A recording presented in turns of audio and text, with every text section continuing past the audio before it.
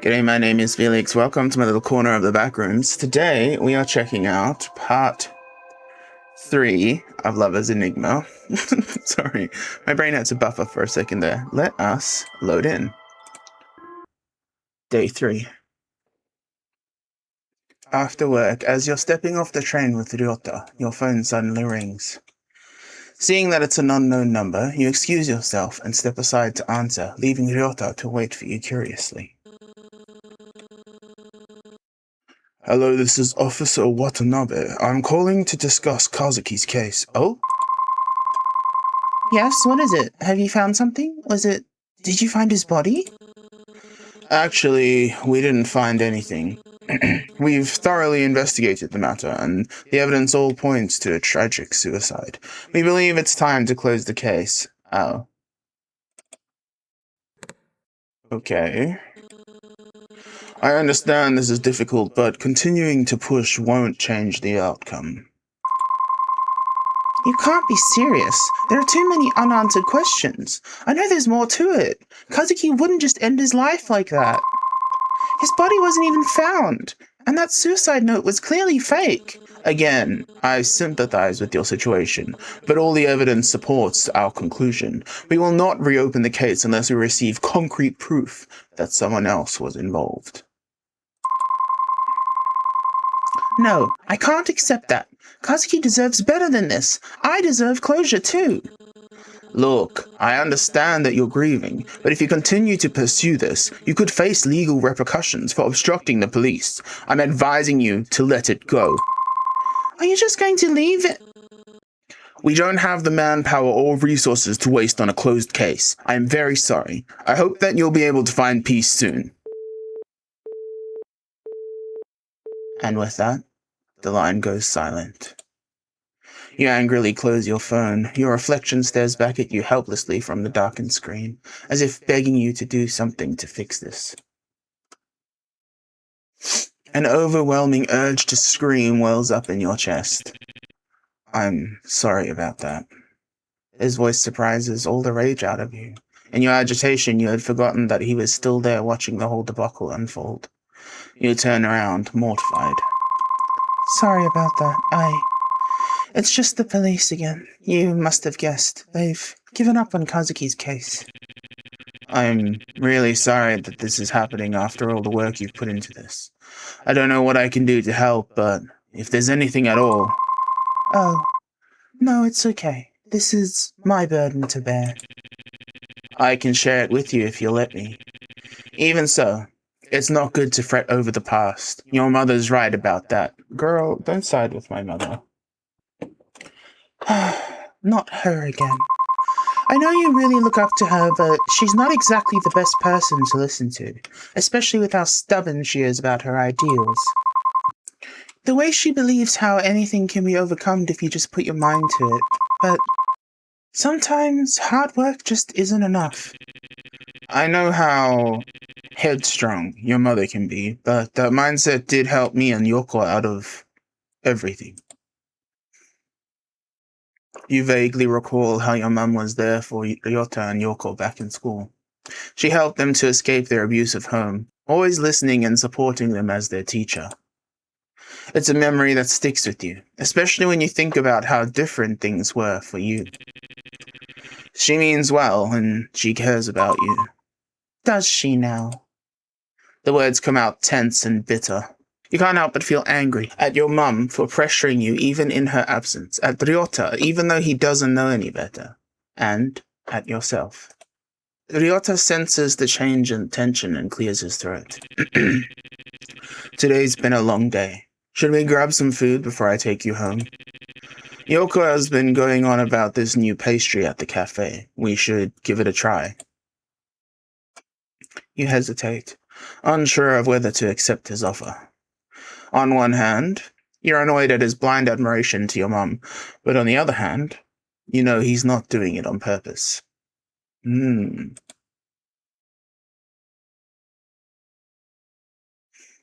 haven't really hung out with him yet, so, alright.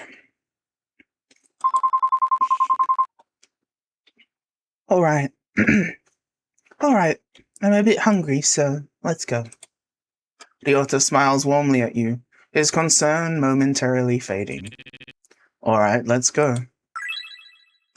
Affection with Ryota increased. Let me check my phone. What is on our task list today? Oh my lord. Meet. I forgot we had to meet Ren at the sweet shop. Okie dokie. Sorry, bro. I already made plans. It's alright. Thank you for the invitation, but I have a few things to do before it gets late. I hope you'll feel better tomorrow then. I'll be dropping by the cafe, so you can find me there if you change your mind. You're not heading home? Ryota smiles at you and shakes his head. I've got to let off some stress too. You're always welcome to join me. I'll think about it. I'll see you around, I guess. Okay. Right then. Off to the sweet shop. As you enter the sweet shop, to your surprise, Granny's cheerful greeting isn't the first thing that you hear when you go in. I don't know. Still so shy, Renjiro. Don't worry, I won't push you to tell me even though it's been so long. You'll be welcome here no matter what happens. Thanks. But you've got to take care of yourself, okay? You've lost some weight. Working too hard again, I bet. What? No way, I'm just trying to do more, you know? I haven't really proven anything yet. Not to myself, at least. Young man, what are you saying? You've already proven yourself many times. I can see that you're a good person. I really can't agree.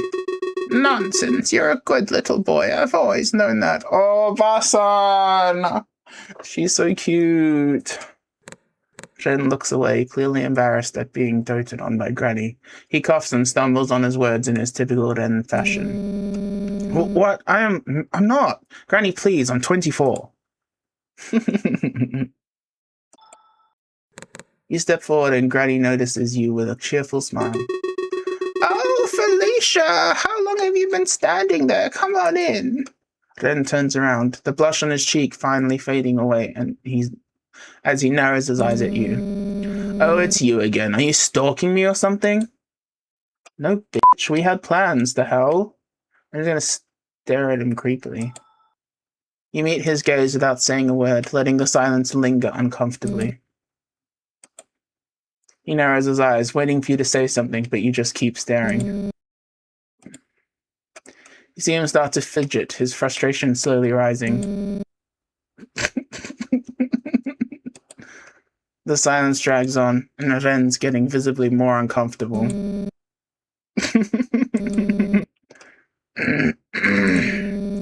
What the hell is wrong with you? Seriously, I really fucking hate you. Damn, dude.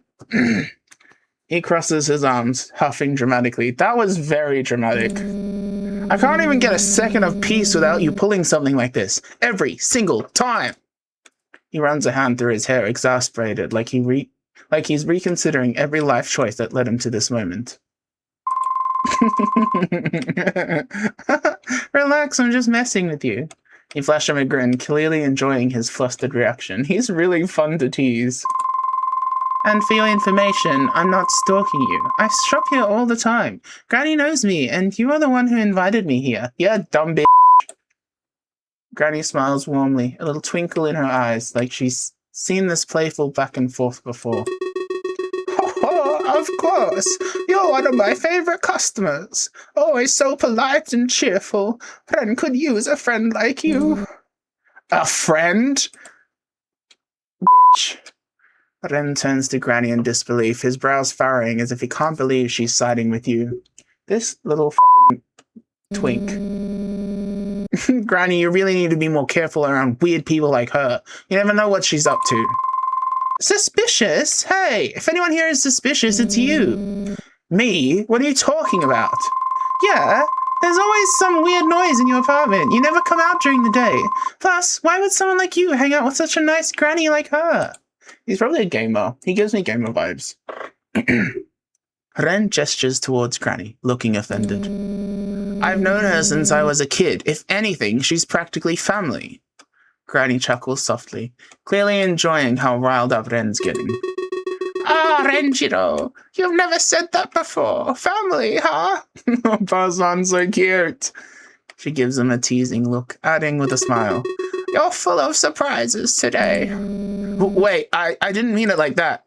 He tries to defend himself, but Granny gives him a pointed, disappointed look. Disappointing Obasan. The moment her gaze meets his, he freezes, his confidence crumbling. He nervously bites his lip, unsure of what to say next. No, I mean... Oh, and what exactly didn't you mean, Renjiro? With a defeated sigh. Ren finally caves, his face burning red as he mumbles under his breath.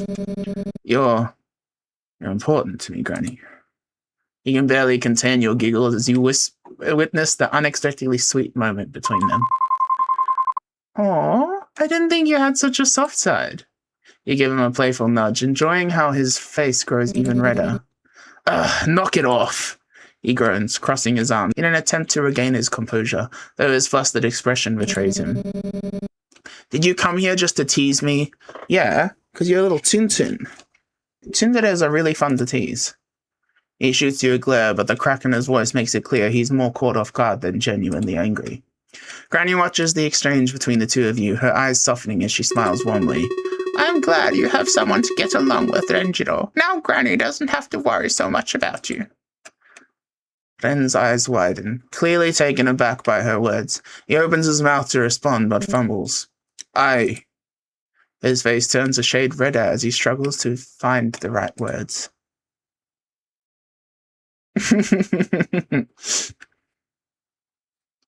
Don't worry, I'll take care of him. You flash Granny a reassuring smile, crossing your arms confidently. Don't worry, I'll take care of him. You throw a playful glance at Ren, clearly enjoying the situation. Ren's eyes widen and his face turns an even deeper shade of red. He immediately steps forward, waving his arms in protest. I don't need to be taken care of. His voice cracks slightly as he tries to assert himself, but the embarrassment is written all over his face. You can't help but chuckle at his reaction, which only seems to fluster him more. Aw, look at you getting all worked up. Ren shoots you a sharp glare, crossing his arms defensively, trying to maintain whatever dignity he has left. Cut it out! I'm not some kind of kid you need to babysit, girl. His cheeks remain flushed as he huffs in frustration despite the endless teasing between you two. He still remains as embarrassed as ever.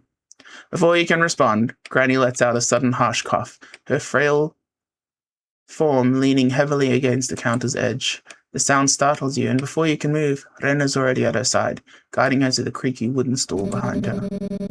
Granny, are you watching your health? Remember what the doctor said about resting early. You should close up shop soon. It's so late already. Granny chuckles softly, her eyes crinkling with affection. Ah, yes, I will. You're such a worrywart, Renjiro. Granny is still strong. You two should take care of yourselves as well, all right? She glances meaningfully at Ren, her voice softer now. And Renjiro, come visit soon. Your family too, you know. Oh, that's so cute. There's a brief silence. Ren stands there, his expression unreadable as he looks at her. After a moment, he awkwardly rubs the back of his neck. I'll think about it. This friggin' kid did. After saying your goodbyes to Granny, you both step out of the sweet shop. The warm night air greeting you as you leave. The streets are quiet, illuminated by the soft glow of streetlights. Ren falls into step beside you, his hands shoved into his pockets. There's a brief silence as you walk, the sound of your footsteps echoing softly against the pavement. He seems lost in thought, a slight frown creasing his brow. As you near your apartment building, the tension in the air begins to lift and you decide to break the silence. So, how do you know Granny? Ren hesitates, glancing at you as if weighing whether to answer. You offer a small awkward smile, silently hoping he won't brush you off. But after another moment of silence, he lets out a long sigh. She took care of me when I was a kid. I practically grew up hanging around her shop. He pauses as if the words feel unfamiliar coming out. She was good to me, always there when I needed someone, but once I graduated high school, I moved out and kind of lost touch with her. He shifts uncomfortably, clearly not used to being this open. So when I ran into her again and she called me by my name, like nothing had changed, it just surprised me, I guess. He rubs the back of his neck, his voice dropping slightly. I was so caught up in my own life, I forgot to involve her in it. You hesitate for a moment, the quiet stretching between you and Ren. The soft hum of the night settles around you both, and you're unsure of what to say next, but then Ren speaks up, a hint of awkwardness in his tone. Yeah, well, it's not a big deal or anything. I spend time with her when I can. Figured I owe her at least that much. There's a slight edge to his voice, like he's trying to brush off the weight of his own words, but the way his hands jam into his pockets, the stiffness in his shoulders, it says more than he does. That's really thoughtful of you. Granny has been through a lot. I try to help her whenever I can, too. Ren lets out a quiet breath, like he's trying not to acknowledge the compliment. His eyes shift towards the ground and he shrugs, but the gesture feels half-hearted. I mean, I do what I can, but you know her. She's always telling me to worry about myself instead, like I'm the one that needs looking after. You smile at that, imagining Granny's fussing nature. Yeah, I wish all grannies were like her. Ren tilts his head. Curious, though, he keeps his gaze forward, not quite meeting your eyes. Yours isn't? You pause, considering your words before speaking carefully. Well, the closest thing I have to a supportive maternal figure isn't exactly what you'd call maternal. There's a wry smile on your face, but the weight behind your words lingers in the air between you. Ren doesn't press further, but the subtle nod he gives feels like he understands more than he lets on. There's a softness to his expression now, something quieter, more introspective. Granny is different. 1 in a million, I guess. His voice dips, the usual sarcasm fading as a more vulnerable side peeks through. It's brief, though, and before you can say anything, he clears his throat and quickly adds, Maybe I'll visit her again tomorrow, if I have time. Maybe I will too. She always seems happy when you're around. Ren's usual smirk starts to return as if he's trying to push away the previous moment of vulnerability. Yeah, she might like that, but me? Not so much. Alright, bitch. You roll your eyes at him, unable to stop the smile that plays on your lips. Oh, come on. You know you secretly enjoy my company. Ren scoffs, but there's no real heat behind it. His sarcastic mask slips back on like armor, though the tension in his shoulders has eased. Pfft, enjoy it. Please. You're just tolerable. That's all. Tolerable? The two of you continue walking in companionable silence, the soft crunch of gravel underfoot the only sound. The night air is cool and gentle, and there's a strange sort of peace in the quiet between you. Something unspoken, yet understood. When you finally reach your apartment doors, there's a brief hesitation. Neither of you seem quite ready to part ways just yet, and the silence stretches again, though this time it's warmer, more comfortable. You're about to break it, to say something, anything, but Ren beats you to it. Thanks for, keeping Granny company. There's an unexpected sincerity in his voice, and when you glance at him, his usual bravado has faded. His eyes flicker toward you briefly before darting away again, and he awkwardly shifts on his feet. A soft, genuine smile touches your lips. Of course, she's important to me too, but thanks for looking out for her. I think I learned a lot about you today. Ren's eyes widen slightly, and you see a faint flush creep up his neck, spreading to his cheeks. He opens his mouth to respond, but then quickly shuts it, clearly flustered. His gaze flicks away, and his voice comes out hurried and defensive. Well, forget about it, okay? Well, forget all about it, okay? Before you can respond, Ren quickly spins on his heel, making a beeline for his apartment door. He fumbles with his keys for a second, then throws the door open with a little more force than necessary. It slams shut with a loud thud, rattling the wall between your apartments. Alright, bro. Over dramatic. You can't help but chuckle to yourself as you stand there for a moment longer, staring at the now closed door. There he goes again.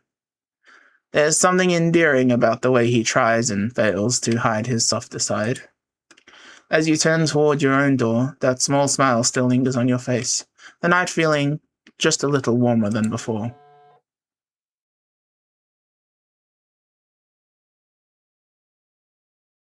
Can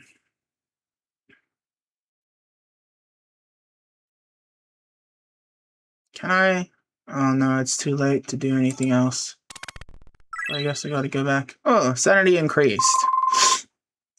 I'm heading home now. Another exhausting day of work is finally over. I hope tomorrow won't be as bad as today. Just as you're about to close the door, you feel the pressure on the other side. A foot wedges between the door and the frame, stopping you from shutting it completely. Is it the cold guys again? Hello, miss? Not this again. Although reluctant, you don't have much of a choice but to reopen the door. Yes, how can I help? You trail off as you count a group of 4 men standing outside the apartment. They don't look particularly friendly. There's something unnerving about them. Apologies for the late visit. I believe your mother has mentioned that you've been experiencing spiritual issues. You shake your head. My mother? What are you talking about? I think you've got the wrong person. I'm not sure who you... You might not have noticed, but Hiroshi no Kami's influence has already touched your life in ways you don't yet understand. We understand that this must be overwhelming, but Hiroshi no Kami sees things in you that you may not even realize. His guidance has already found its way into your life. I don't understand. What do you mean? You try to shake the confusion out of your mind, but the mention of this Hiroshi no Kami fills you with unease. He chooses his followers carefully. Those who seek answers, those who are lost, those who are searching for something greater. And you, miss, have already begun your path without realizing it. Hiroshi no Kami offers peace, clarity, and understanding.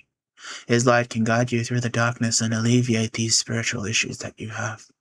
All you have to do is let him in. You take a cautious step back, trying to shut the door again, but you can feel their presence looming. The cultists hesitate, their eyes scanning you like they're deciding what to do next. The man who spoke earlier steps forward, his gaze focused and intense. Miss, we understand that our arrival is sudden, but this path we offer isn't one you should turn away from. Hiroshi no Kami's light is already in your life. It has touched you, in your dreams, and it can give you more than you could ever imagine. You tense up. It's not like last time. There's a force behind his words that makes you feel trapped. I don't know what you mean. I've had weird dreams, sure, but doesn't mean I need your guidance. I'm fine on my own. Another cultist firmly pushes a little closer to the door. That's where you're wrong, miss. You've been searching for something, haven't you? You don't even realize it yet, but Hiroshi no Kami sees your struggles, your doubts. The light he offers can give you the peace you're craving, the answers you've always needed, but only if you accept them into your heart. Another cultist steps closer to you. Hiroshi no Kami sees your fear, your uncertainty. You're standing at the threshold of something far greater than yourself. We are offering you the key to unlock your potential, but you have to choose to step forward. Don't let the fear keep you from the truth. You feel your stomach tighten, the pressure of their words hanging in the air like a heavy weight. I don't need anything from you. I'm fine, just... No, you're not fine. You're hiding from the truth. It's obvious you've been running from your own destiny, from the path that Hiroshi no Kami has set for you. But his light is unwavering. His purpose is inevitable. I'm not interested in this Kami of yours, okay? I just want you to leave me alone. Listen to yourself. You can feel it, can't you? The restlessness inside you. Hiroshi no Kami will calm that storm. All he asks is that you open your heart, trust in him, and allow him to guide you. You know that deep down you won't find peace until you accept him. You feel a cold chill run down your spine. This isn't just a request anymore. It's an ultimatum. And you start to realize that the more you resist, the more they're going to push. Miss, please. You don't know what you're turning away. Hiroshi no Kami offers you everything you've ever wanted. Purpose, clarity, belonging. Can't you see? The truth is right in front of you. Stop fighting it. Let him in. You'll find peace. You'll find the strength. Just open your heart to him. Feeling the weight of their words press on you, anxiety starts bubbling up. You don't understand. I don't want this. I don't want your salvation, your Kami, or whatever it is you're offering. Just leave me alone. A look of disappointment flickers in his eyes before he exhales, almost sorrowfully. We were hoping you would come to this on your own, miss. We wanted to offer you guidance, not force you. But it seems You're still not ready. We will be back.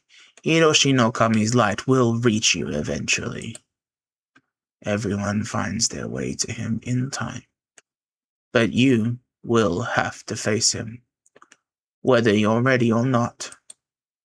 The cultists begin to step back one by one, but their eyes linger on you almost as if they can see something you can't. The weight of their gaze lingers long after they disappear down the hallway. You close the door, your heart pounding, panting, feeling the strain of the encounter. They want to accept their Kami, and they aren't giving up this easily. They're going to keep coming back to push me to their side. Brother! My sanity! Just got that shit back.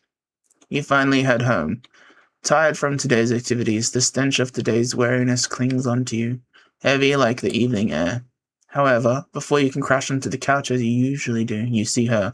Her? An all too familiar presence, seated with a rigid stillness that sharpens as she looks up, disappointment carved into her expression. Is it my mom? Is she in my goddamn house? Girl, get out of my house! Why are you doing this to me? Do you know who called me today? The police, again. And why? Because of you. Prying into that Kazuki boy's death again. How many times must I tell you? This curiosity will be your ruin. Mom, please, I don't need... Need? This isn't about what you need. I'm not offering help. I'm telling you what has to be done. Everything you're missing, I've already laid out the answer for you. I'm giving you the solution, but you're the one that's not willing to change. It's you that's the problem.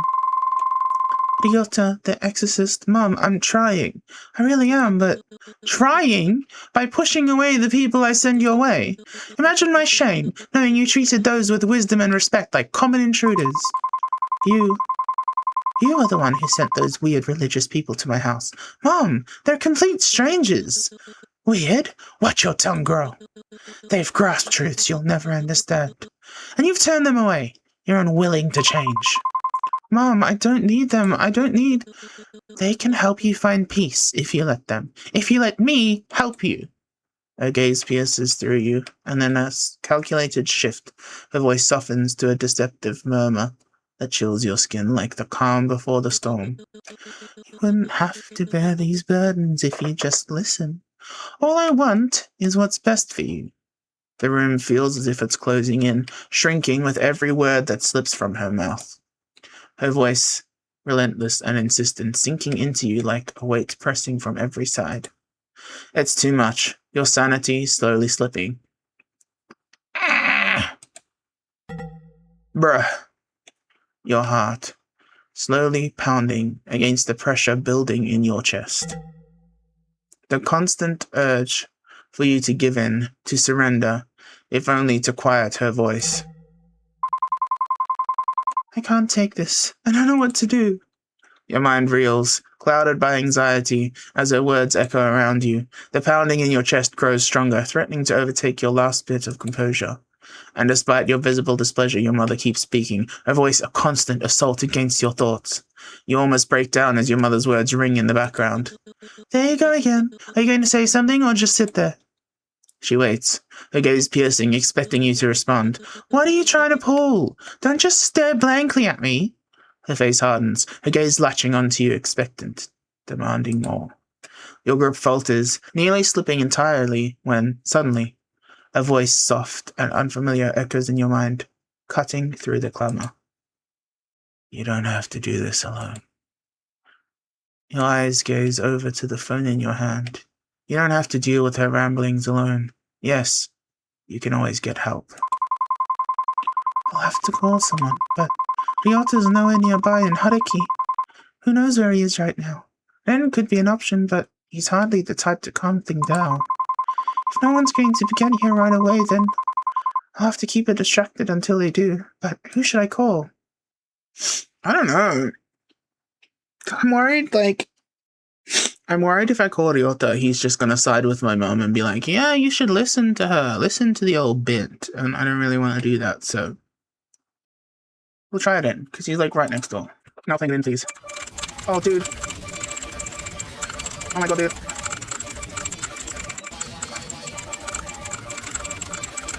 I'm stressed.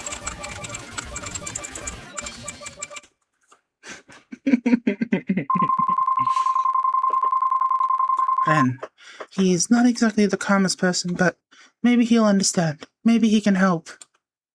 You grab your phone and dial Ren's number. He picks up almost immediately, his voice sharp and agitated, practically yelling into your ear.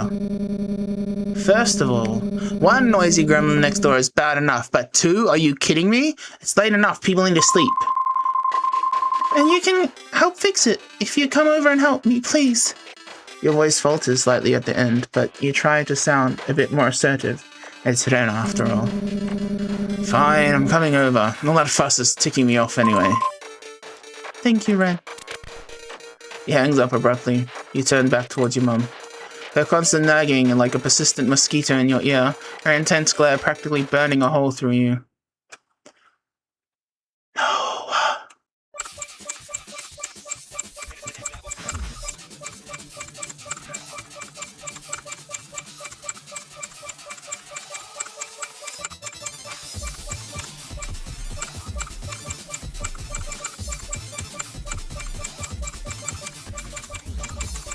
Oh, button.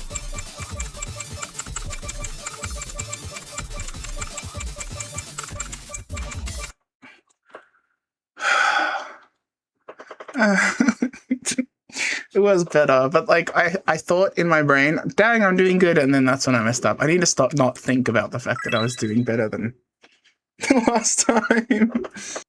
Never works out well. You manage to calm yourself down, your heartbeat finally steadying. Your mum's words still rattle you, but you remain calm enough to hold your tongue. Each minute stretches, her harsh words chipping away at you. Why is it taking him so long to come next door? Her harsh words chipping away at the last remnants of your patience. Just when you begin to doubt he'll show up, a loud, insistent knock echoes through the apartment, silencing your mum's tirade for the first time all night. Who could it be at this time? You unlock the door, and Ren stops in, shoving the door just wide enough to barely miss hitting you. And who might you be? Ren looks her over with a mix of disgust and irritation, but there's a flicker of something else in his expression, something you can't quite place. I'm the poor guy next door that has to deal with all the noise. He points an accusatory finger at her, in the classic haughty Ren fashion. And you must be the absolute nuisance and the source of the decibels peaking in the background of my microphone recording. You resist the urge to clamp a hand over his mouth, though you know deep down that if anyone can stand up to your mum's fiery temperament, it's Ren. How dare you! You barge into my home and call me a nuisance? Stay out of things that don't concern you! Too late. Your screaming was so loud, they'd call you the queen of the banshees. Damn. I thought it was the damn fire alarm with all the heat that was going on next door. Stellar performance, by the way. Your mum's grip tightens at her side, her arm lifting ever so slightly, and for a moment, you think she might actually swing at him. Despite the satisfaction of seeing someone finally stand up to her, you quickly step in before things escalate. Mum, this is Ren. He's my neighbour. I can see that. And he's also rude, disrespectful, and completely uncouth. Not uncouth. Ha! Takes one to know one, doesn't it? Okay, Ren's just here to let us know this conversation is getting a bit loud. Maybe we can continue this another time. Another time? Do you think there will be another time with the way you're acting? Get a grip. You wouldn't even need a second chance if you listened to me. I have the solution right here. I don't want to join your goddamn cult. Girl, get the hell out of my apartment. Ren clicks his tongue, his scoff echoing through the room. And what might that be, O great oracle of wisdom? Enlighten us all with your divine brilliance. You see the anger ignite in her eyes as she storms towards him. For a moment it looks like she might grab him by the collar, but she visibly reins herself in, hands trembling at her sides. Listen here, you little weasel. You're nothing, just a pathetic nobody who isn't even worthy of knowing what I have to say. Oh, please. What pearls of wisdom might that be, huh? Some recycled religious mumbo-jumbo. Let me guess. The spirits chose us to carry out this divine mission, right? Get a grip, lady. Don't you dare. You don't know what you're talking about. This is really satisfying. Oh yeah? Enlighten me then. Tell me all about how I'm too blind to understand your sacred mission. I'm warning you. You'd better stop right now. They both stubbornly step forth, neither wanting to back down. You think now might be a good time to step in before anything escalates further. Okay.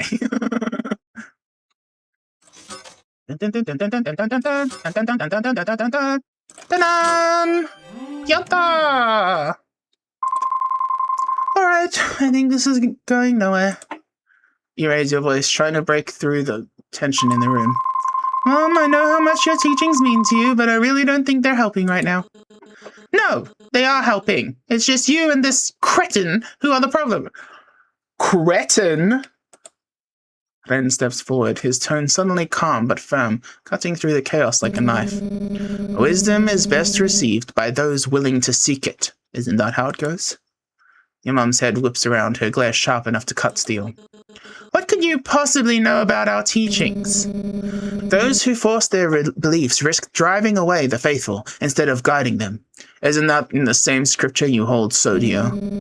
Forceful, but not too forceful. Isn't that the balance you people always preach about?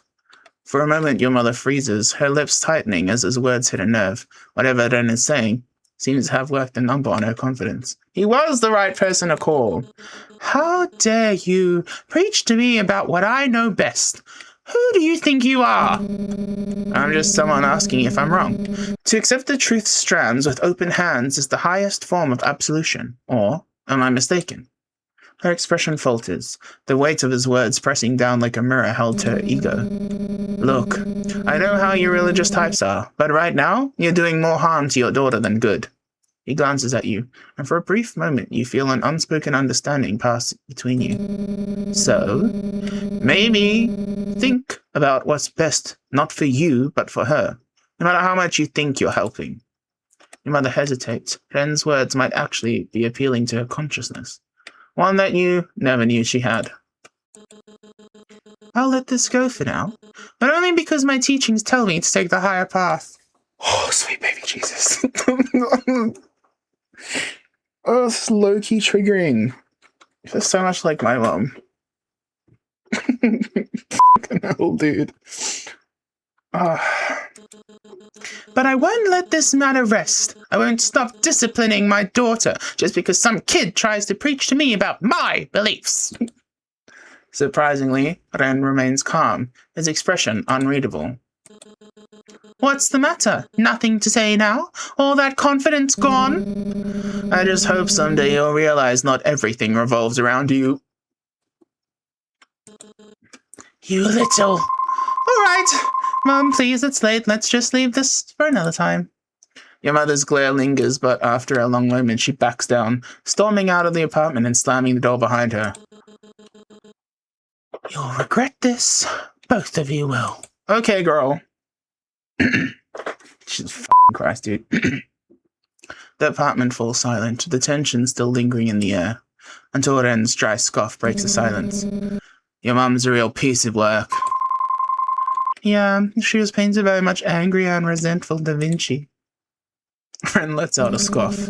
Well, at least she's gone for now.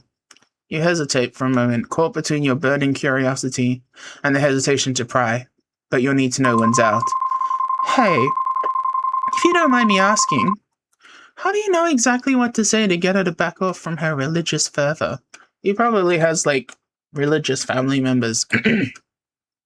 Ren hesitates for a moment, the same uncertainty flickering in his eyes. It's always the same with people like that. You just throw out some religious jargon and they'll eat it up. But you knew exactly what to say. You had the right phrases, the right words. It felt like you'd done this before. Ren's expression tightens, the uncertainty deepening. Look, I know people like her. Over time, you learn how to handle them. You start to recognize the same phrases they use to convince each other. You want to push further, but something about the way Ren's eyes avoid yours, no matter how much more prodding you do, he's dropping the matter. You bite your tongue. Maybe someday he'll open up on his own terms, but for now, you decide to let it go. But, thank you for coming to my help. Oh, yeah, no worries. I've got angry customers to deal with, and you've got the female xenomorph to deal with. Female xenomorph is crazy. You bite your tongue. Maybe someday he'll open up on his own terms, but for now you decide to let it go. Still, thank you, Ren. I really appreciate it. Ren looks away in the classic 90s short fashion. Yeah. He coughs, then unexpectedly meets your eyes with a more seriousness than you're used to from him. I just hope you'll be alright. I know how hard it can be to deal with people like them. Thanks. I think I'll manage. What's another 30 years of mommy issues, right? That is so real, dude. That is painfully real. Mommy issues, spiritual issues, and religious issues. The trifecta. Triforce, even. You can't help but muse at his little quips. After everything you've seen of Ren, you realize there's more to him than just being snarky and hot-headed. It's not all arrogance or bitterness, it's a defense, a shield he puts up, and somehow that makes you feel less alone in your own sharpness. Maybe your sarcasm doesn't make you a bad person like your mother always said. Ren is more than he lets on. Dependable, quick-witted, and, when it matters most, kind. You catch yourself wondering if you are able to see past the exterior of his. You hope, you pray, deep down, maybe he might be able to see past yours too. Ren eventually says his goodbye, claiming he has important nighttime activities to tend to. You want to tease him more about his unique choice of words, but you hold back. Well, he says something about his mic peaking, so he's probably streaming. He's likely heard enough sarcasm for one night. After exchanging your farewells, you settle in for the night, a quick sense of relief washing over you. In learning more about him, you realize he's no longer just a neighbor. Maybe, just maybe, he's becoming something more, a friend. Affection with Ren increased. Okay, I need to put some stuff at my shrine. Kazuki. The air around the shrine feels oddly... Work was tiring today. I'm sorry, Kazuki, but I'll do what I can. There, all cleaned up. Perhaps some incense from the temple would help you feel better, but I'll have to get it for you next time, okay? Kazuki? I really wish I could, but it's late. Leave incense for Kazuki. Okie dokie. Sleep time, I guess. Yeah, it's midnight. Time for sleep. You finally enter your bedroom and switch off the lights. But they flicker and sputter before finally surrendering to darkness. Slipping beneath the covers, you hear the quiet hum of the pipes, the low rush of cars on the streets, and the usual footsteps of neighbors from above. But tonight, the footsteps multiply. A growing thump that becomes heavier, faster. You start to wonder if it's something else. With a glance, you place your phone nearby, fingers itching for a quick call if needed, but eventually, sleep overtakes you. Brother, can you back up? In the depths of that night, you dream of Kazuki. In a dim, hazy scene, he talks about his fascination with collecting insects. He talks about his fascination with collecting insects, each word faint as a breath. The images, though, grow clearer. Beetles, cockroaches, or is it something different? Something sinister. Its body snaking around the room like a creature just beyond your reach. You search, almost desperately, trying to find its name, but it slips away. Elusive, lost in the fog of your dream. I have to come up with a whole new voice?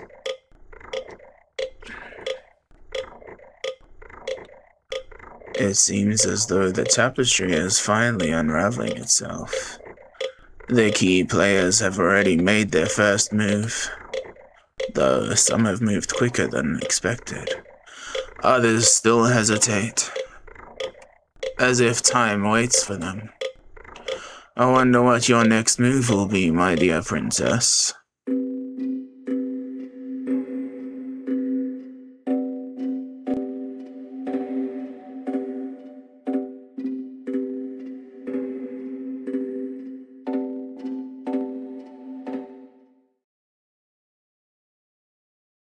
On that bizarre note, let's save. Okay. Well, a lot happened this episode. Thank you so much for watching. I hope you enjoyed. Take care of yourself, and I will see you in the next one.